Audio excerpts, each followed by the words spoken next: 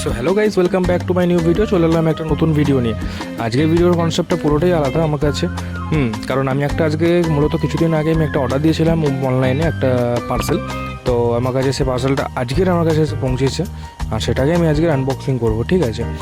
আর সেই জিনিসটা অ্যাকচুয়ালি যখন আমি প্রথমত যখন সেটা অর্ডারটা দিই, তখন মানে আমার মনে হচ্ছিলো যে আমি যেটা নিচ্ছি সেটাকে আমি ব্যবহার করতে পারবো তো।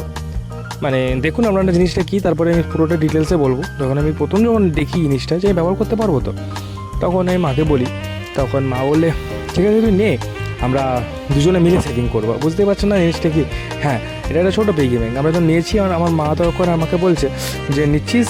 আমি তখন মাকে বলার পরে মা আমাকে তখন বললো, ঠিক আছে নে, আমরা দুজনে মিলে এই পিগি ব্যাংকটা সেভিংস করবো। সো এটাই আমাদের স্টার্ট জার্নিং করবো। এই 10,000 টাকাটাকে আমরা জমাবো, আর কতদিনে জমাচ্ছি সেটাই ভিডিওতে সবসময় থাকবে।